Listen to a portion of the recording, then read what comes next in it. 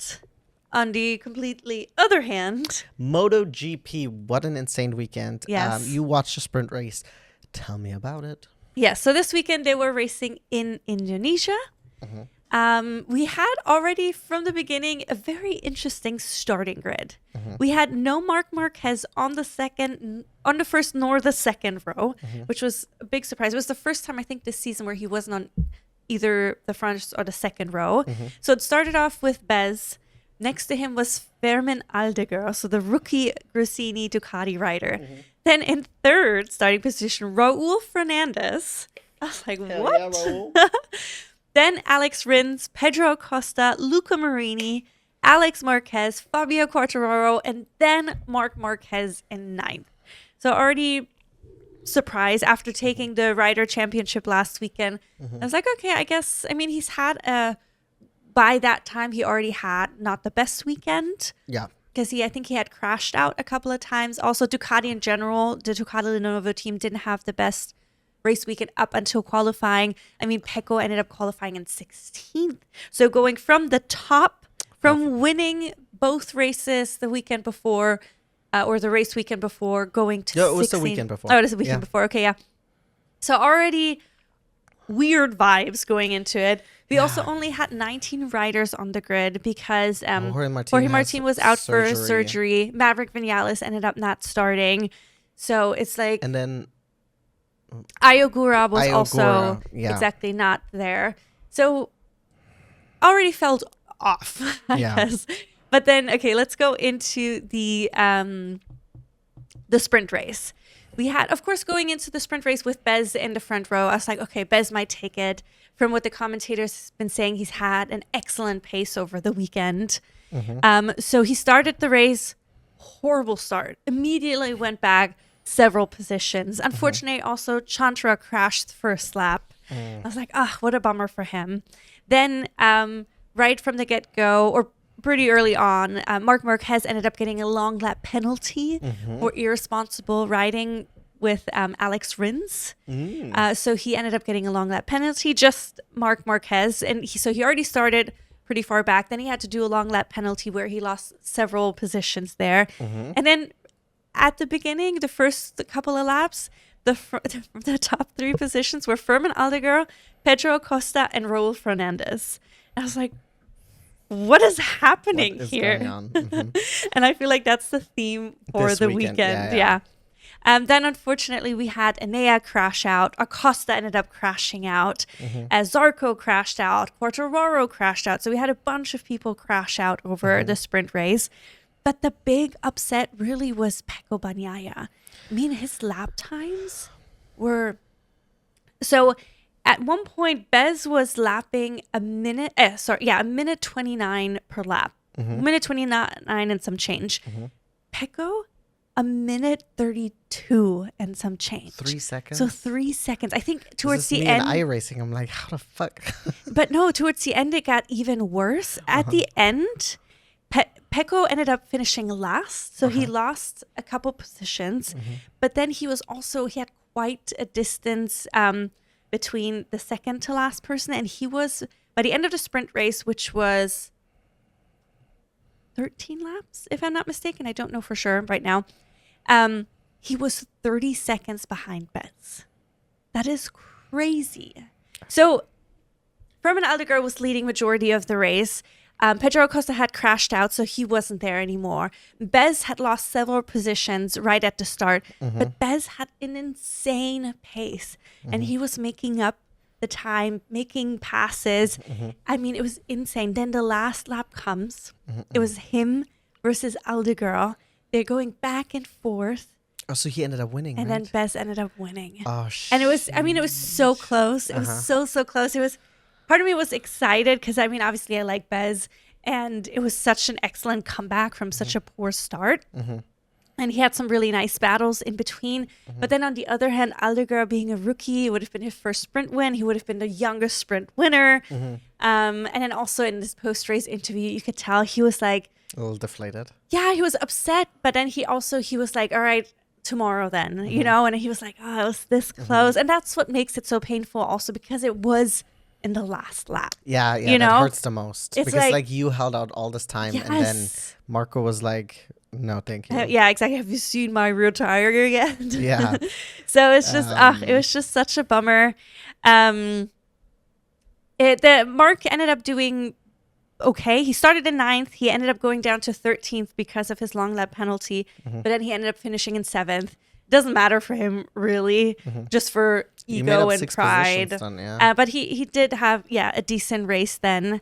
But really exciting. So we had Bez first place, second was Fermin Aldeguer, and third place Raul Fernandez. Let's go, Raul. Let's go. It was his first podium in general in MotoGP, first sprint podium, of course, awesome. then 2.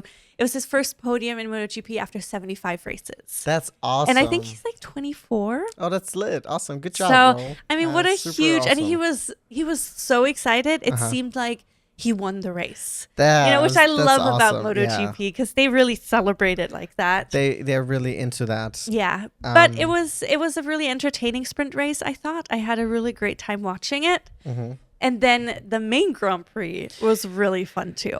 Well, I mean, it started out pretty tough because Yes. so we had, of course, unfortunately Bezzecchi again had a really, really terrible start. yes, Lost a bunch of positions, and then Mark started in 9th, and then I don't know which turn it was. It wasn't turn 1. It was one of the other turns. yeah, That are on this track, right? It was a right-hand corner, one Yeah. of the 11 right-hand Yeah. turns. Marc Marquez actually made it ahead of Bezzecchi because Bezzecchi dropped back so many Yes. positions again. I don't know what's going on with his starts. And he, unfortunately, Bezzecchi, I don't know, he had too much speed going into the corner. He essentially just drove into a Marc Marquez that was already in the corner, and he was Yes. like straight ahead into his rear wheel and pushed essentially Mark into the ground, and both of them crashed. But the way Mark crashed was so horrendous Yes. and terrible. I mean, you could see it when you watch the crash. It was like, oh, this looks bad. It looks bad. You saw also, I mean, they replayed it a bunch of times, but at some point they showed a replay where Mark is finally standing because he was on the ground for a Oh my long gosh, time. I just remember what you were And gonna then say. you can see that his shoulder is just hanging down, and then it looks like he's popping it back Yeah, in. it looked like the shoulder was dislocated, and he popped it Because back in. there was almost like a little like just movement where you can see it's just It like was just like it's just it like was it's just loose. ligaments holding Yes. or whatever. Really, really terrible. Yes. Fortunately, I mean, not fortunately. So Mark is on his way to Madrid for his team over there, the doctors and whatever, to look at it. He did post on Instagram a picture, and he looked actually good in the picture. Okay. And the reason, so I mean, he had like this, I mean, some people would say he always looks good. yes, yes. Sorry, I just had to say it. So he had like his shoulder and stuff like that's like wrapped in something, but he was sitting in almost like it's looked like the backyard of some type of like nice, like, you know how like when this is obviously Indonesia, but I'm imagining to be similar. You know how in Bali they have all these nice like almost like, what is it, like bungalows or something, and it looked like he was sitting there in like this really peaceful, serene garden. Nice. And he's like saying like, I'm on my way to Madrid or later, and please don't be mad with Bez, because Bez also immediately apologized. Yeah, he there. immediately went up to him. Yeah. Because he knew that this was his fault. Yeah. But it almost seems like based on the Gesundheit that he is at, because he has already won it, he seemed very much at peace. Yeah. And this is what also he said. So fortunately, even though he's might have a season-ending injury, can you cut it out? I'm so sorry. I don't know what's coming to my nose. But it seems like he might have a season-ending injury because it might be that he will also have Which to is have such surgery. a bummer that we might not get to see him race again this season. Yeah. But also, what luck that it happened this race, the race after he took his 7th championship. Because imagine it would have happened before. Yeah. There would have been, in theory, the possibility, or it's also at least then in that moment he was able to celebrate it. Imagine he would have got his injury, would have still won, but at the end of the season he would have had to come back, and then they would have given him the trophy. It would have been just not and it as would have nice. not him crossing the finish line and then winning it. It's like, you are not on the bike, so in a way this is I guess, the best case and a worst case situation. Yes. Yeah, for sure. But then, they did say it looks like he either fractured like his collarbone or some kind of ligament in the shoulder. So it wasn't 100% diagnosed yet. But so we'll see in the next coming days. Obviously, when we're recording, this is all the information we have. By the time this video comes out, we might have. This is a serious topic. We might have some more info.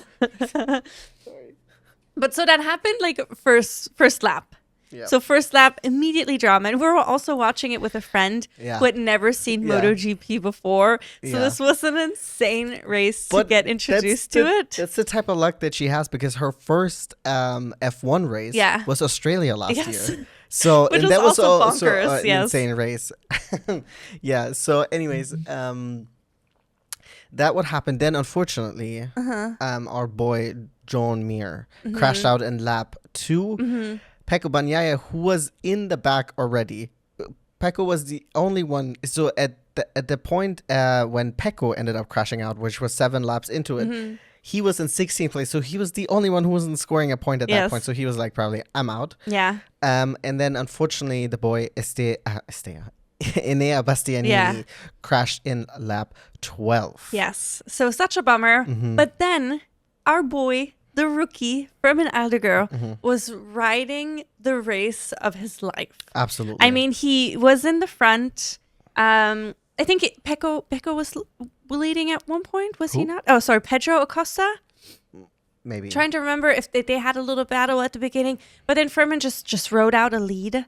I mean, at one point, he was like 8-9 seconds ahead. I'm just so comfortable. There was no one close, obviously, because they were 9 seconds behind. But then behind there was some really nice battling going on. I mean, we had Pedro Acosta battling with Luca Marini. Then we had Alex Marquez coming mixed. Alex Rins first. Oh, Alex Rins exactly was there for a long, long time, which I was so thrilled because it looked like he might get a podium. But then, unfortunately, his tired... He was on the double softs.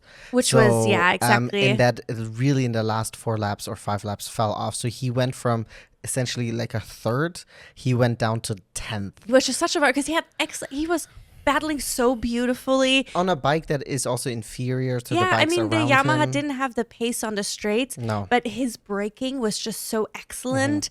And then his speed getting out of the corner while he was still having grip was really, really nicely. But yeah, we had some really fun battles. Also, Roland Fernandez was in there. We had... I mean, we didn't really see much of the VR46s. They were all... The top 10 were really quite close together outside of Fermin.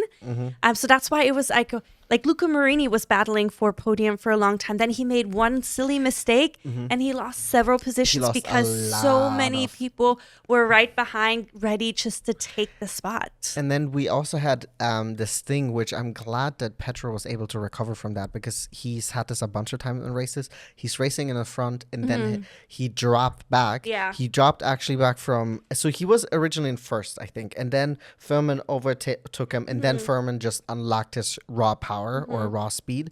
Then, but eventually Pedro dropped all the way down to 4th place, and I was like, okay, that is it. Yeah. Because this has happened to him several times. The tire just fall off. But he was actually on a medium, and that ended up helping overtake Alex Rins at that point, who was just dropping off. And then he was able to push back into that 2nd place. And then we had Alex Marquez, who's finally... for the first time in a couple race weekends, has had a really, really excellent race. And he went from, when was he? He was 8th or something at some point. He went all the way up to 3rd. And it's really awesome to see. Double podium for Gresini. Yeah. They clinched. Did they clinch it? The championship for independent? I don't remember right now. I know or Alex has for sure, because he's the top independent rider. Yeah. And then I don't know off the top of my head. I thought they had already clinched it. Maybe they had already clinched it. But yeah, honestly, really awesome to see Gresini doing so well. And it's good to see Alex really back on top again. And I'm happy for Pedro. But for Pedro also a little bit, I'm sure he's like... That should have been me, because he is... I think it's just a matter for him to like pop that bubble, and then he will be able to be up front. I obviously I cannot gauge how good the KTM is compared to the Ducatis. I don't think it's as fast. But he is, of course, a really, really strong rider, and he's just going to get better, you know? And I mean, it was so exciting for Furman. I mean, it was like, what an excellent first win, because you were just so far ahead of everybody. You had a great race today. Yesterday on the sprint race was also excellent. It was very much a mirror of what we've seen in Austria. But in Austria, we had, there was just Marc, who was just a little bit too far ahead at that point.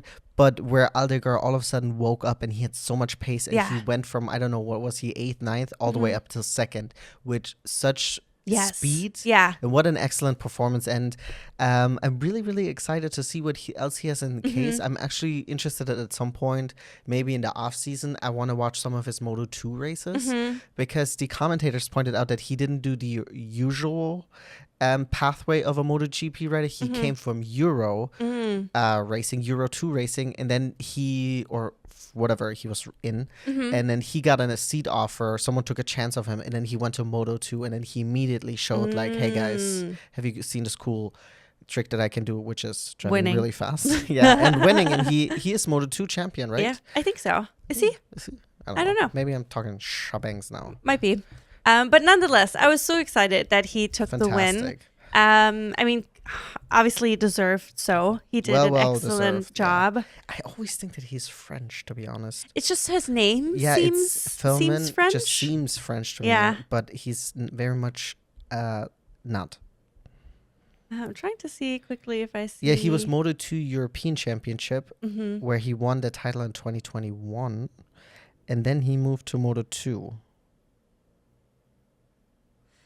Anyways, doesn't matter. It doesn't matter. We have a week off before we're heading to Australia. So there's a week off for Formula One as well as for MotoGP. And I'm like, guys, why do we keep taking breaks? Like MotoGP is deserved because they were just back to back. But F1, like, guys, what are we doing? Yeah. It's also, why are we going from Singapore all the way to this? And then they're coming now to America. So the US first. Then they're going to, I think, Sao Paulo. Then they're coming to Vegas. I feel like there's something else. We haven't raced in Sao Paulo? Oh, Mexico. We haven't raced in Sao Paulo? No. I think it's going to be Austin. It was WEC that I watched in Sao Paulo. Yeah. So I think it's Austin, Mexico, Sao Paulo, Vegas, and then we're going to Qatar or wherever we're finishing, or Abu Dhabi. Yes, Marina Circuit.